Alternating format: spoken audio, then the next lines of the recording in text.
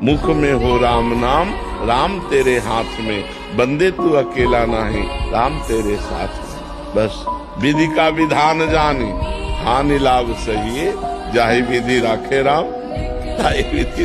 बड़ा आनंद का मार्ग है। सरल सीधे व्यक्ति को संसार में कष्ट सहने पड़ते हैं, पर चालाक व्यक्ति संसार में सुख पाता है, सफल हो जाता है। सफल नहीं होता, ये गलत शब्द है।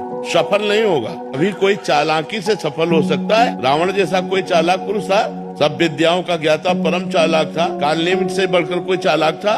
पूरी संजीवनी बूटी जैसी ही द्रोणागिरी में हर औषधि को कर दिया और साधु बनकर बैठ गए। हनुमान जी ने मार डाला, राम जी ने रावण को मार डाला, रहा न को कुल रोवन यारा। चालाक पुरुष सफल कैसे हो सकता? नहीं, सीधा सरल पुरुष कष्ट पा सकता है, पर सफल सीधा सरल सच्चाई पर चलने वाला हो। जैसे धर्मराज युधिष्ठिर बिल्कुल सीधे थे, यहाँ तक इतने सीधे थे कि युद्ध क्षेत्र में कल कौन सी रणनीति है वो जाके दुर्योधन सीधे पूछ लेता था। भ्राताश्री कल कौन सा चक्रव्यूह रचना है वो बता देते थे। इसीलिए भगवान दो बैठक करते थे, एक युधिष्ठिर के साथ और एक युधिष्ठिर से अलग। युधिष्ठिर के साथ जो बैठक की वो चक्रव्यूह रचना ही नहीं होगी, क्योंकि वो दुर्योधन को पता हो। इतने सरल थे कि वो आके पूछ लेते, वो पूरी बात बता देते। तो आप देखो विनाश किसका हुआ? चतुर चालाक, जिसके साथ शकुनी, दुशासन, कर्ण, दुर्योधन के साथ इतने चालाक, चालाकी की हद थे ये लोग। तो क्या ये लोग सफल हुए?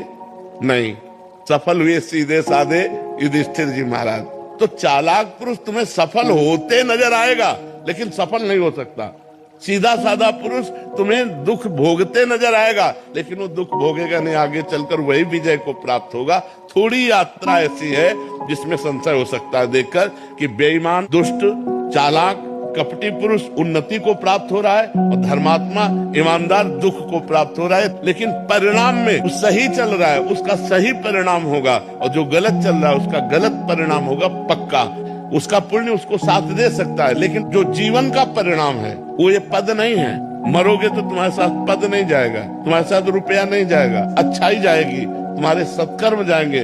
और ये पक्की बात समझ लो, जब आपके आचरणों का, और भगवान ऐसी बुद्धि भ्रष्ट कर देते हैं कि खुला आचरण उसकी गंदगी सामने आ जाती है। आदमी की इज्जत चली गई तो किस योग रह गया?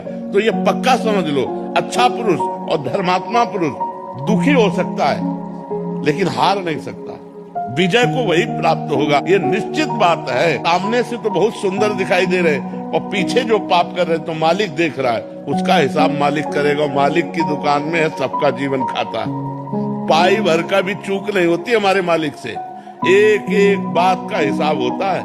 अगर हमने अंगुली भी उठाई है तो उसका भी हिसाब है कि क्यों उठाई और कैसे उठाई।